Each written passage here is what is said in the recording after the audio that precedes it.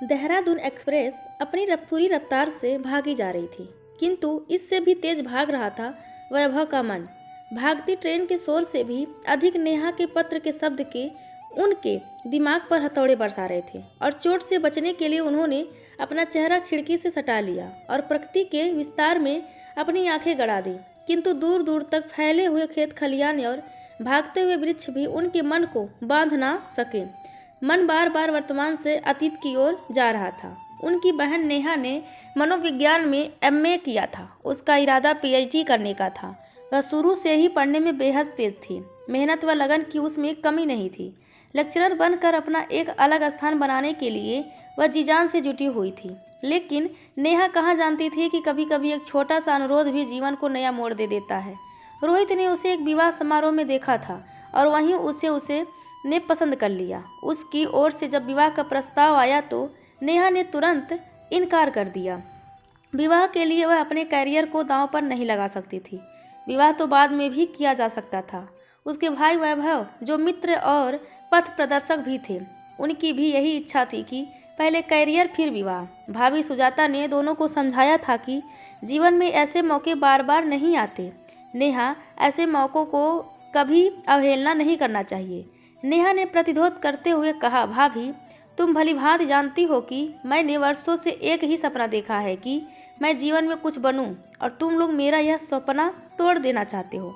बहुत सोचने के बाद वैभव को सुजाता की बात अधिक उचित जान पड़ी। उन्होंने सुझाया, क्यों न ऐसा रास्ता अपनाया जाए जिससे लड़का भी हाथ न सजाए और नेहा की इच्छा भी रह जाए। रोहित से पत्र व्यवहार करके यह स्पष्ट कर लेते हैं कि उसे विवाह के बाद नेहा के पीएचडी करने पर कोई आपत्ति तो नहीं। इसके बाद वैभव और रोहित के बीच पत्र व्यवहार हुआ, जिससे पता चला कि रोहित को इस पर कोई आपत्ति नहीं थी। तब खुशी खुशी नेहा और रोहित का विवाह हो गया। नेहा को विदा करते हुए जहां वैभव को उसके दूर चले जाने का गम था, वहीं यह संतोष भी था कि उन्होंने बहन के प्रति कर्तव्यों को पूरा करके माँ को दिया हुआ वचन निभाया है। इसके लिए वह सुजाता के भी आभारी थे, जिसने भाभी के रूप में नेहा को माँ जैसा स्नेह दिया था। विवाह के बाद नेहा जब पहली बार रोहित के साथ मायके आई तो वैभव को उसकी खुशी देखकर सुखद अनुभूति हुई। समय का पंछी आगे उड़ता रहा है और देखते देखते 6 वर्ष बीत गए। इस बीच नेहा 2 बच्चों की माँ भी बन गई। शादी के बाद जब कभी वैभव और सुजाता ने उससे पीएचडी पूरी करने के विषय में पूछा तो वह हंसकर टाल गई। वैभव समझते नेहा अपने विवाहित जीवन के सुख में इतना खो गई है कि अब वह पीएचडी करने की बात भूल बैठी है। उनका नेहा के बारे में यह उम्र भ्रम न जाने कब तक बना रहता, यदि अचानक उन्हें उसका भेजा पत्र न मिलता। पत्र देखते ही वह नेहा से मिलने के लिए चल पड़े थे। अचानक ट्रेन का झटका लगा और वैभव अतीत से वर्तमान में लौट आए। उन्होंने जेब से पत्र निकाला और फिर एक बार उनकी नज़रें उन पंक्तियों पर अटक गई। पिछले 6 सालों से अपने ही घर में अपने वजूद को तलाश करते करते थक चुकी हूँ। इससे पहले कि पूरी तरह टूटकर बिखर जाऊँ, मुझे यहाँ से ले जाओ। पत्र पढ़ते ही वैभव बेचैन हो उठे। उनका शेष सफ़र बहुत कठिनाई से बीता। बड़ौदा स्टेशन पर उतरते ही उन्होंने टैक्सी पकड़ी और नेहा के घर जा पहुंची। बड़े भाई को देखते ही नेहा उससे लिपट गई और सुबकने लगी। रोहित आश्चर्यचकित होकर बोला, अरे भैया, आप आने की खबर कर देते तो मैं स्टेशन पहुंच जाता। कहते हुए उसने वैभव के पैर छुए। अचानक ऑफिस का कुछ विशेष काम निकल आया, इसीलिए खबर देने का समय ही नहीं मिला। चलो, अच्छा हुआ इसी बहाने आप आए तो। नेहा के ससुर ने वैभव को सोफे पर बैठाकर कहा, सालू कहाँ है? वैभव ने चारों तरफ निगाहें दौड़ाते हुए पूछा। सालू स्कूल गई है, नेहा बोली और बेटे सोनू को अपने भाई की गोद में देकर चाय का प्रबंध करने चली गई। दोपहर में वैभव जब आराम करने के लिए नेहा के कमरे में आए तो स्नेहपूर्व उसे पास बैठाते हुए बोले, तुझे किस बात का दुख है नेहा? भाई का स्नेहली स्पर्श पाते ही नेहा फपक पड़ी। मुझे यहाँ से ले चलो भैया, वरना मैं मर जाऊंगी। और उसके बाद नेहा ने धीरे धीरे वैभव को सब बता दिया। रोहित की मम्मी बेटे का विवाह कहीं और करना चाहती थी, परंतु रोहित ने नेहा को पसंद कर लिया। बेटे के हट के आगे माँ को झुकना पड़ा, पर उन्होंने कभी दिल से बहू को स्वीकार नहीं किया।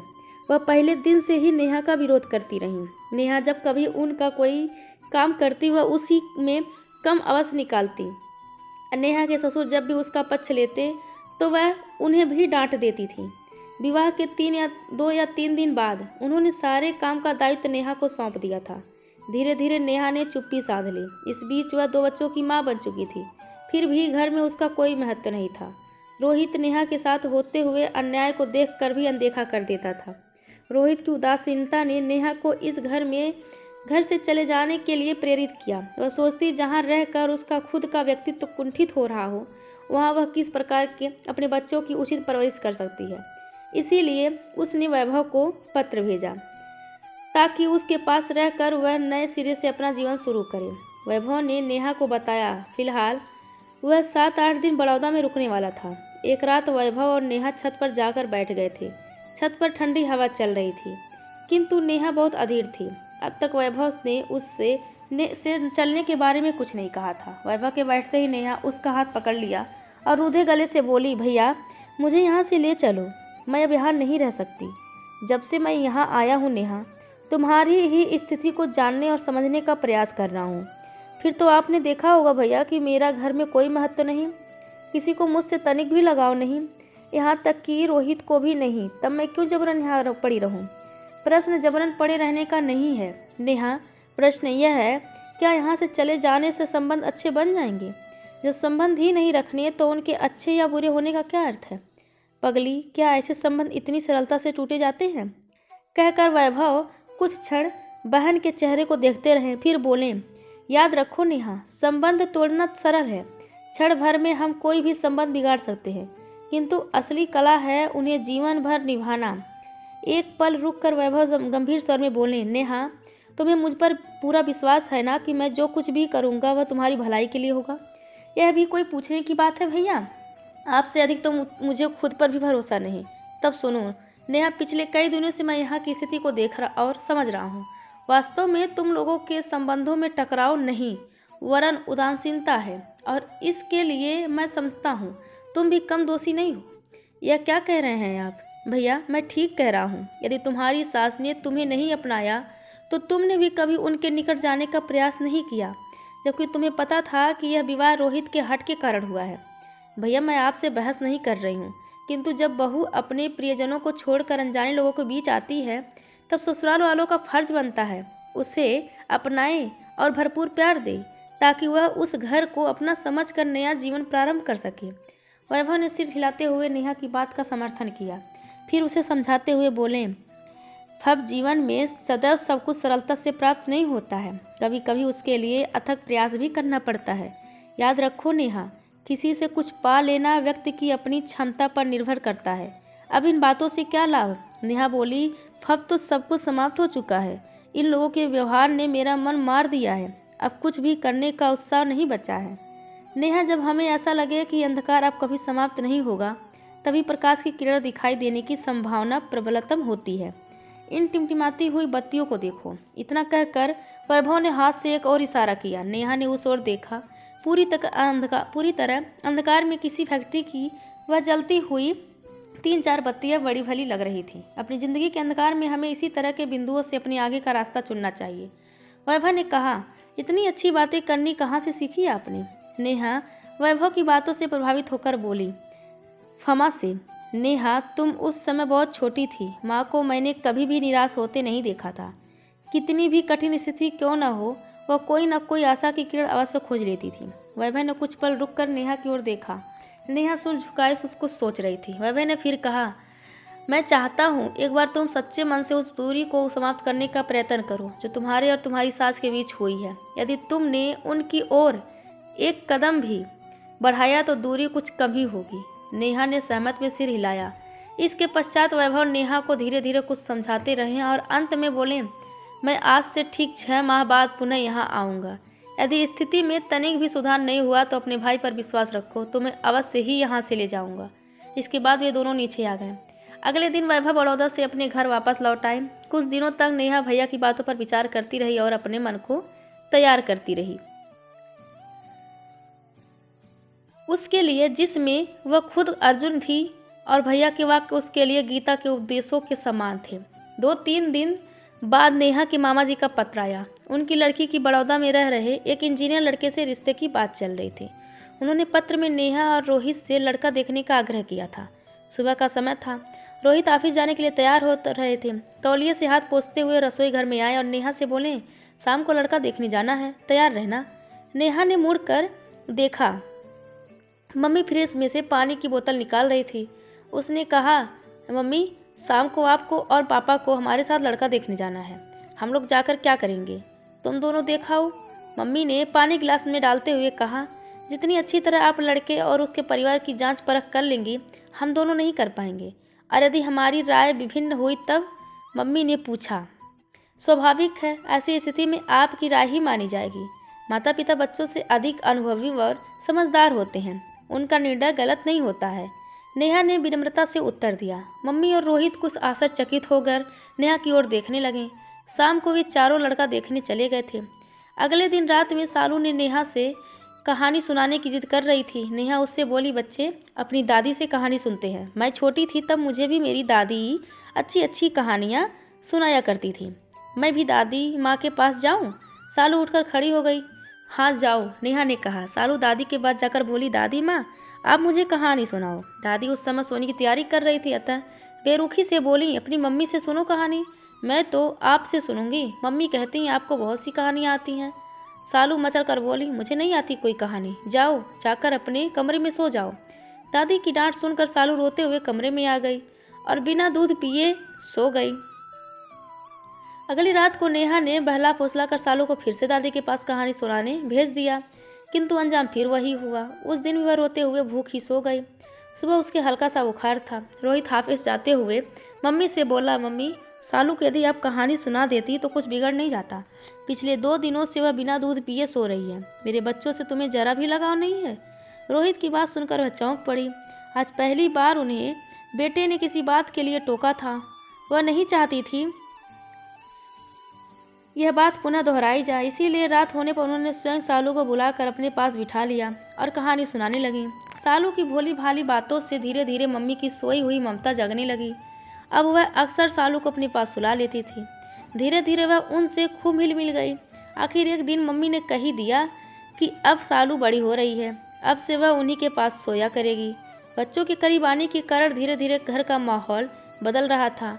मम्मी और नेहा के बीच की दूरी कम हो गई थी। अब वह उसके साथ पहले की तरह कठोरता से पेश नहीं आती थी। नेहा को अब पछतावा हो रहा था कि जो प्रयास उसने भैया के कहने पर इतने सालों बाद किया था, उसे पहले करना चाहिए था। यदि मम्मी ने उसे अपने निकट नहीं बुलाया था तो उसने भी कभी उनके पास जाने का प्रयत्न नहीं किया था। दोनों ही शायद अपने अपने अहंकार के दायरे में कैद थे। अक्सर रोहित नेहा के इस बदलाव पर आश्चर्य व्यक्त करता। इस पर नेहा हंस पड़ती और मन ही मन भैया के प्रति श्रद्धा से भर उठती, जिन्होंने सूझबूझ से उसके बिखरते घर को बचा लिया था। इसके बाद मम्मी का पथरी ऑपरेशन हुआ। सप्ताह भर तक नेहा अस्पताल और घर के बीच दौड़ती रही। मम्मी की सेवा में उसने कोई कसर नहीं उठा रखी थी। एक सप्ताह बाद जब मम्मी घर वापस आई तो अगले दिन शाम के समय रोहित के एक मित्र परिवार सहित उन्हें देखने आए। बातों के दौरान मम्मी ने बताया कि वह और रोहित के पापा अपने बड़े बेटे के पास कानपुर जाने की सोच रहे हैं। यह सुनकर नेहा और रोहित दोनों चौंक उठे। मेहमानों के जाने के बाद नेहा उदास हो गई। स्वर में बोली, ऐसा लगता है मम्मी आपकी सेवा करने में मुझसे ज़रूर कोई कमी रह गई, तभी तो आप यहाँ से जाने की सोच रही हैं। नहीं नेहा, ऐसी बात नहीं है। जितनी सेवा तुमने मेरी की है, मेरी बेटी होती तो शायद वह भी नहीं करती। मम्मी स्नेह भर स्वर में बोली, तब फिर आप ऐसे कैसे सोच लिया कि हम आपको जाने देंगे? सोनू और सालू क्या आपके बगैर रह सकेंगे? कहते हुए नेहा अंदर चली गई। डैडी और मम्मी ने उसे अपने कमरे में बुलाया और कहा, नेहा हम चाहते हैं कि यह मकान तुम्हारे नाम कर दें, साथ ही 50-50 हज़ार रुपये सालू और सोनू के नाम जमा करा दें। नेहा आश्चर्यचकित होकर बोली, यह सब क्यों मम्मी? आज आप लोग मुझसे ऐसी कैसी बातें कर रहे हैं? देखो बेटी, ज़िंदगी का कोई भरोसा नहीं, हमारे बाद भी सब कुछ तुम ही लोगों का है, इसीलिए अपने सामने थोड़ा तीनों बेटों के नाम कर दें तो अच्छा है। डैडी बोले, नहीं डैडी, मुझे आप लोगों का मकान और पैसा नहीं चाहिए।